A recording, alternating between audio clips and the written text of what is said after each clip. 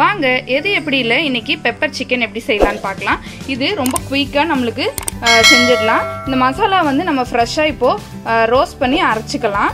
அதுக்கு நான் வந்து 2 டீஸ்பூன் பெப்பர் எடுத்து வச்சுருக்கேன், 1 டீஸ்பூன் சீரகம், 1 டீஸ்பூன் சோம்பு, ஒரு பிஞ்ச் அளவுக்கு வெந்தயமும், ஒரு துண்டு பட்டை, இதை நம்ம அரைச்சி எடுத்துக்கலாம். கொஞ்சம் கிரேவி பதமாக வர்றதுக்கு நான் வந்து ஒரு அரை வெங்காயம், அப்புறம் ஒரு பச்சை மிளகா, ஒரு பல் பூண்டு, கொஞ்சமாக இஞ்சி, இதையும் நம்ம இப்போ கிரைண்ட் பண்ணி எடுத்துக்கலாம். ரொம்ப குயிக்காக நம்மளுக்கு ரெடி ஆகிடும்.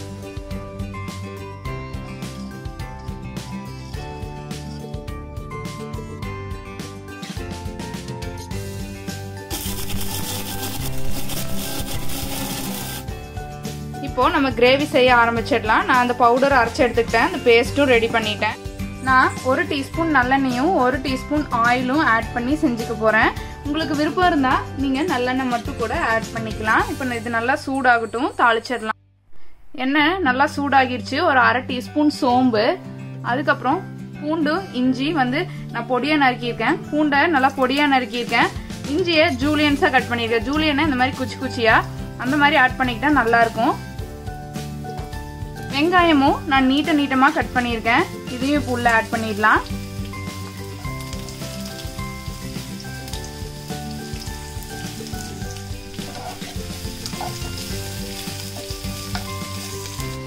இதுல கருவேப்பிலை டேஸ்ட் நல்லா இருக்கும். ஒரு கை கருவேப்பிலை ஆட் பண்றேன்.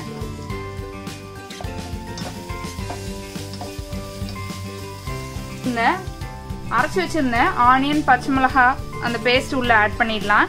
இஞ்சி பூண்டு பேஸ்ட் தேவை இருக்காது, ஏன்னா நம்ம கட் பண்ணியும் போட்டிருக்கோம். இப்போ அரைக்கிறதுக்கும் நம்ம சேர்த்து அரைச்சிருக்கோம். ஸோ இதையும் நல்லா இப்போ ஃப்ரை பண்ணிடலாம்.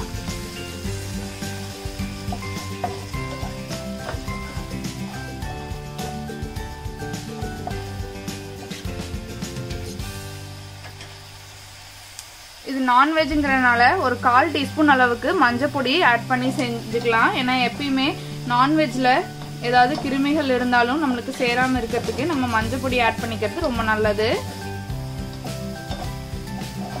இப்ப இது நல்லா வதங்கட்டும். இப்ப இந்த ஆனியன் நல்லா வதங்கிடுச்சு. நம்ம இந்த சிக்கனை உள்ள ஆட் பண்ணிடலாம். சிக்கன் ஆட் பண்ணி நல்லா கலக்கி விட்டுருங்க. இந்த சிக்கன் வந்து லைட்டா கலர் மாறணும். சிக்கனுக்கு தேவையான உப்பு ஆட் பண்ணிக்கலாம். ஒரு 1 டீஸ்பூன் ஆட் பண்றேன். பாருங்க, சிக்கன் வெந்து இந்த மாதிரி லைட்டா மாறி வரும் அவுட்டர் லேயர். அப்போ இந்த மசாலா மொத்தமும் ஆட் பண்ணிக்கலாம். இது கொஞ்சம் காரமாக தான் இருக்கும், நம்ம பெப்பர் மசாலாங்கிறதுனால.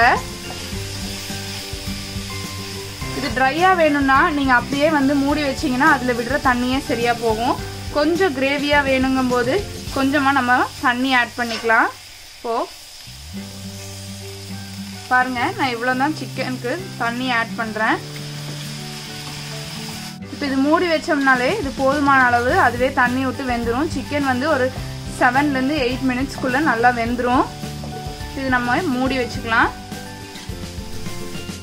பாருங்க, இது வந்து ஒரு 7 to 8 நிமிஷம் ஆயிருக்கு. நல்லா கிரேவி சூப்பரா சுண்டியா அந்த எண்ணெய் எல்லாம் திரண்டு வந்திருக்கு. கடைசியா இப்ப கொஞ்சம் மல்லி இலை தூவி ஆஃப் பண்ணிடலாம். இப்ப சூப்பரான பெப்பர் சிக்கன் ரெடி ஆயிருச்சு. பார்க்கவே ரொம்ப யம்மியா இருக்கு. நீங்களும் இந்த ரெசிபியை ட்ரை பண்ணி பாருங்க. உங்களுக்கு பிடிச்சிருந்தா லைக் பண்ணுங்க, ஷேர் பண்ணுங்க. மறக்காம எது எப்படிக்கு சப்ஸ்கிரைப் பண்ணிட்டு கூடவே பெல் ஐகானையும் பிரஸ் பண்ணிடுங்க. இன்னொரு நாள் எது எப்படி செய்யலாம்னு பார்க்கலாம். பாய்.